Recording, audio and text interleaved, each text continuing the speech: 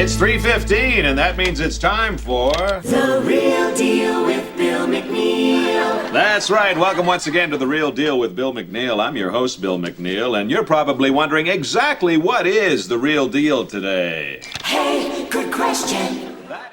Welcome back to Thinking Critical. This is Wes. It's time for some more comic industry news. Talking about DC Comics today, there's a lot of stuff that kind of piled up. It's time to get caught up on this, and then tomorrow I'll talk about the Spider-Man news we got from Marvel. So we've got a new Batman comic coming out on Black Label, Bat Label, as shall we call it. I don't think we have enough Batman at DC Comics, so that was good news. We've also got the 80th anniversary of Aquaman coming up. I'll be honest, I was not very impressed with the 80th anniversary Wonder Woman lineup as far as creators. I'm much more impressed with what they did with Aquaman, which is surprising since Wonder Woman's such a more high-profile character, just as far as DC Comics history.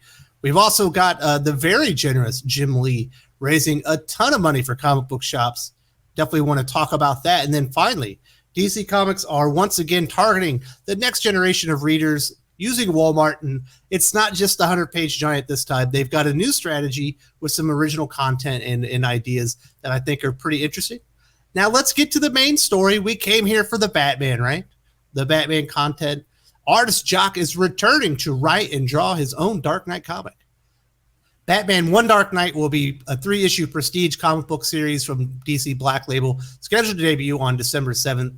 It will be set during a Gotham City blackout, as Batman is, according to DC Comics, stuck on the wrong side of town.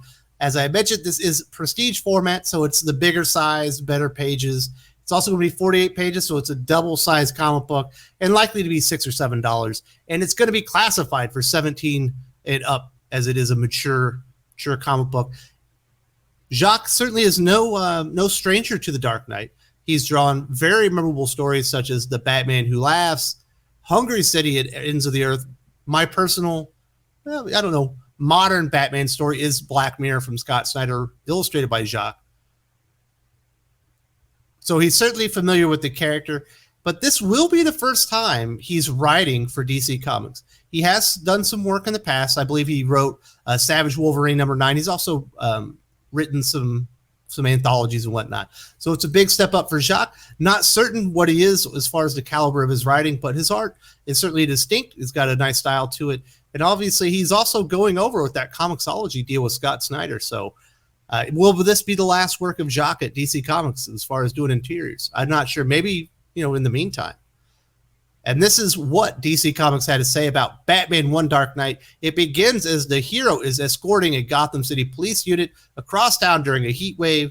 Their cargo is an apparent new villain called EMP. That is not the Wildcats character of EMP. This is going to be a new EMP, and his destination is Blackgate Prison. En route, Gotham City's power grid goes down.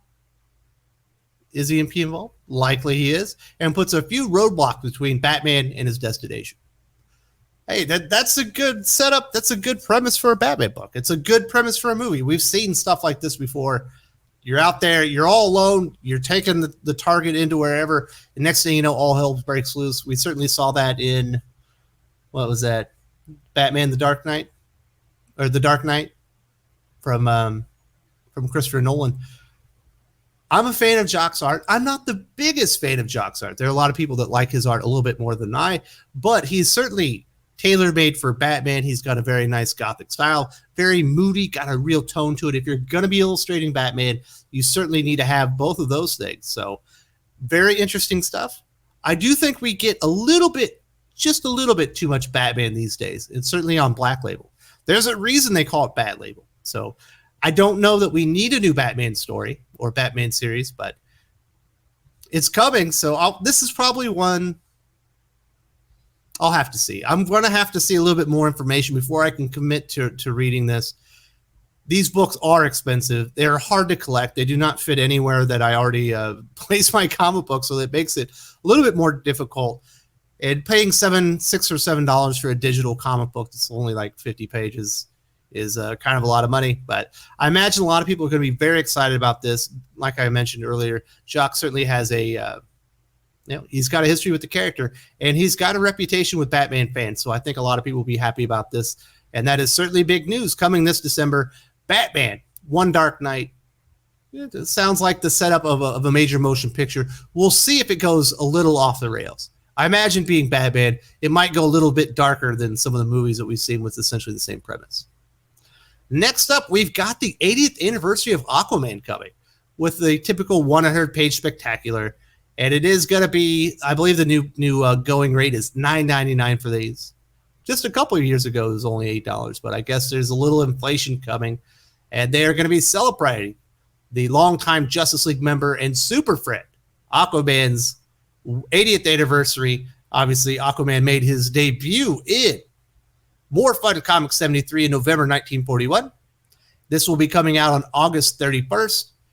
I personally like Aquaman. I know a lot of people make fun of the character, like he's the lame Justice League member because he talks to fish, but I think Namor's dope. I think Aquaman's dope, especially if they're in the hands of the good writer. The last really good Aquaman run we had was Dan Abnett. Obviously, that ended because Kelly Sue DeConnick took over the character. It didn't go so well, although as far as Kelly Sue DeConnick goes, that was definitely not her worst work. That might have been some of her best work. But it wasn't Aquaman that I personally would go and enjoy. But that's just my take. So there are going to be people out there that enjoyed Kelly Sue DeConnick's take. But definitely Dan Abnett had a great series there at the beginning of Rebirth. It lasted, I think, did it go 2 years? It was very close. We didn't make it to 2 years. Unfortunately, Dan Abnett will not be one of the creators celebrating the 80th anniversary of Aquaman. But we do have some writers that are, that are associated with the character, at least this time. It didn't feel like we got very much of that with Wonder Woman, but the writers for Aquaman this go around are Dan Jurgens, Jeff Johns, Brandon Thomas, Chuck Brown, Stephanie Phillips, Michael Moriarty, Marguerite Bennett, Dan Waters, Jeff Parker, Becky Cloonan, and Francis Manupal. Jeff Johns, before Dan Abnett's run, probably had the last really, really good Aquaman run. That was during the New 52. One of the real, highlights and standouts there. Brandon Thomas is going to be doing the Aquaman, becoming Aqua. I don't know. Whatever that one is where Jackson Hyde becomes the Aquaman, that miniseries. He did the Aquaman Future State book. So I think he's a good choice. He's done really good stuff. Obviously, Dan Jurgens is a brand unto himself. The man knows DC Comics. I imagine that'll be good. I love Michael Moriarty. I think his one-shots at DC have always been fantastic, so I'm glad to see he's getting a slot in here as well. So they could have probably brought in a couple of other creators that are associated with Aquaman, in my opinion, although there really just haven't been a lot of heralded Aquaman runs as far as writers go. Little disappointed not to see Dan Abnett there. As far as the artists go, so far they've named Steve Epting, Paul Peltier, Valentin De Leandro, Hendry Presetia, Potman, Trundles, Nigel Mendoka, and Evan Dockshader. As I mentioned earlier, this will be $9.99 and will feature a cardstock variant cover. And of course, when you get these 80th anniversaries, you get the decades covers. And I must admit, they have a really good lineup here. Celebrating the 40s is going to be Michael Cho. Celebrating the 50s is Ramona Fradon, who's done a lot of work with Aquaman. It's too bad she's not getting to illustrate her own story in there, but I'm glad she's getting a cover. Walt Simonson doing a 60s cover. Jose Luis Garcia Lopez doing 70s. Chuck Patton and Kevin Nolan during the 80s. 90s will be Ivel Gucci. The double aughts will be Becky Cloonan, and the 2010s will be Robson Rocha. Obviously, we lost him far too young. He just succumbed to illness while in South America not that long ago. So our thoughts and prayers go out to Robson Rocha's family on his untimely passing. He was a real loss to the comic book industry, and it'll be nice to see this cover here celebrating a character that he's worked on in the past. So those are the details of the Aquaman 80th anniversary. I read these, even though I don't like anthologies for the most part. They almost always let me down. I do think DC's done a pretty good job with these 80th anniversaries. Also, some of those like 750 and 1000s. So we'll see how it goes. I was not the biggest fan of Green Arrow. I thought that was really vanilla across the board, except for a couple stories. I have higher hopes for this one, and I have far less hopes for Wonder Woman. I think that the lineup they got on that one was just terrible. Now let's get into some uplifting news. Jim Lee is the man. as far as the DC Comics brand over at Warner Media, obviously they are doing a consolidation where they're merging with Discovery, I believe, next year. But he is the man that is in charge of protecting the DC brand, like across mediums. He's not just a guy with comic books, but he's supposed to be consulting with like streaming and movies and stuff to make sure that DC characters are well represented and that there's synergy across the mediums and that they are doing the best that they can with these characters. So Jim Lee has a very important role as far as DC Comics and what they do with the characters throughout the mediums with Warner Media. He did take it upon himself to go out and raise some money for local comic shops. Obviously, there was a lot of we had the pandemic shut down. Not everything has been opening back up. Obviously, things in North America, at least, are getting kind of back to normal, depending where you are. Most places seem to have gotten their feet back under them, but there were some comic shops that still needed some help. So Jim Lee did this 60 and 60 thing where he did 60 sketches in 60 days, and he went and auctioned them all up, and all the proceeds were going to comic shops. He raised, and now Jim Lee's a great artist, and certainly if you get an original Jim Lee piece, you should frame it, put it on your wall, and love it and cherish it. Raised $800,000 plus. My goodness, that is an enormous amount of money, and definitely a tip of the cap, a salute to Jim Lee on his efforts there. I don't always agree with these creative decisions or what's going on at DC Comics, but I can certainly applaud this and agree with everything that he did here. And this is what Jim Lee said on Facebook in a Facebook post. If 2020 taught me any life lessons, which it has in many direct and profound ways, is that we cannot stand complacent and that our actions above all count and can make a collective difference. I am thankful to have a talent which I can use to make a small difference. Even though this is the last sketch of 60, I remain confident and excited for the future. This is not the end, but merely the beginning. Very nice words from Jim Lee.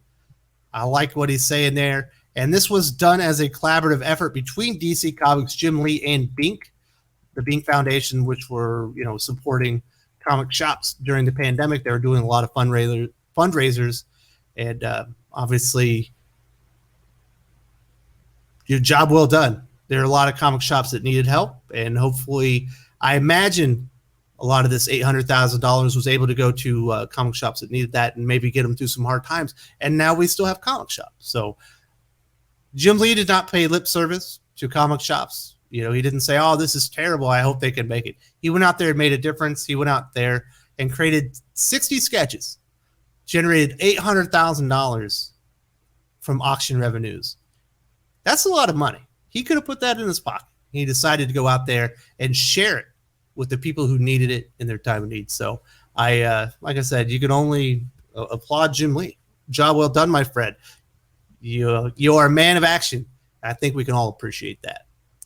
Finally, DC Comics have been looking for their next generation of comic book readers.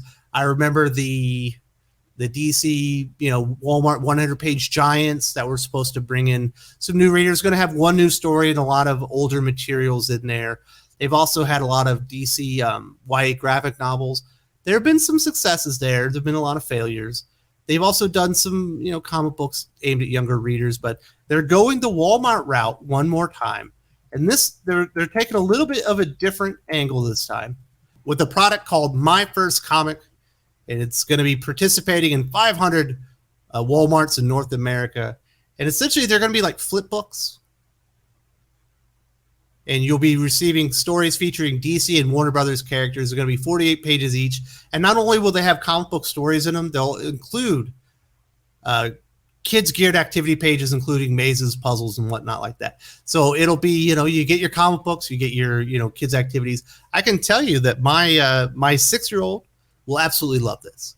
Not only does he love to read comics, because he's big into reading right now, but he loves puzzles and mazes and all those kind of little kids activities. The first 2 volumes that will be coming out on My First Comic program are going to be Batman, featuring the most popular comic book character in the world.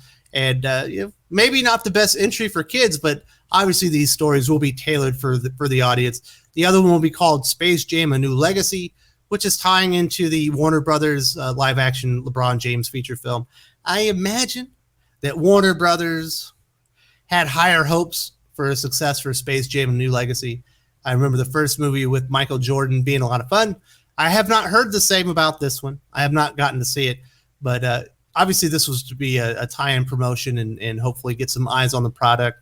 Hopefully kids see it, and they go in for the story and have a lot of fun and do the activities. As far as the Batman, the stories that are going to be in there include No Asylum by Ty Templeton and artist Rick Burchett, Terry Beatty and Lee Lowridge. Who Am I? Written by Dan Slott. Not someone you typically see at DC Comics, and definitely not somebody I would associate with kids' stories, but he's the one. And that's going to have Ty Templeton, Beatty, and Lowridge. Foul Play, which appears to also be written by Templeton. It's Templeton, Beatty, and Lowridge kind of on the other books as well. And there's another one called Freeman. Obviously, these are going to be curated and aimed at a younger audience. I think this is a good idea. You need to bring in the new comic book readers. It's going to be hard to compete with Dogman as far as the audience that there might be crossover with there. That is a juggernaut as far as that demographic and that audience. But if you never try, you're never going to make the inroads. There's not a logical leap from Dogman over to Batman. You're going to need something to get these people in as far as young kids.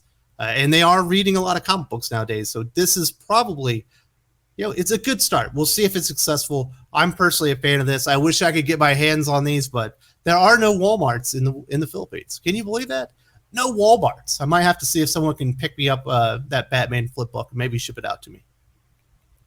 So that is the DC Comics news for this week. We've got a new DC Black Label book called Batman One Dark Knight from Jock. Obviously, he's a critically acclaimed artist, well associated with the character, never really written for DC Comics before. We've got Aquaman's 80th anniversary, 100-page spectacular details. As far as the creative team, I'm a fan of some of these. I think they've done a better job on this than they did on Wonder Woman. Good to see Ramona Fradon and Walt Simonson doing some of these covers. I would have preferred that they were doing some interior work, but at least they got to do some covers for this. Jim Lee raised $800,000 for comic shops with his 60 and 60 sketches that he did for auctioning and charity. Excellent work, as well as DC Comics are targeting a younger audience once again with these DC flip books that are called My First Comic. You should see them on Walmarts. They're not going to be nationwide. It's in 500 select participating Walmarts. But I'm a fan of this. It sounds like something at least my 6-year-old would be a fan of. I imagine if you have younger kids about the same age, they'll be fans too. So I appreciate you stopping by, listening to this DC Comics news. First thing tomorrow, I will be talking about the Spider-Man news we got out. And there's some other movie entertainment, like movie and TV stuff I got to talk about tomorrow. So I will see you then. Thank you very much. And definitely be looking out for Slabbed and Raw coming out at 6 p.m. Eastern tonight. If you enjoyed this video, please give it a like. I would appreciate it very much. It helps us attract more views for the channel. Subscribe for future commentary, comic book news, and reviews. And don't forget to ring the bell for notifications. If you want to talk comics, movies, and much, much more, you can follow me on Twitter at Wes_from_TC. With that, Salamat Po, and I'm out.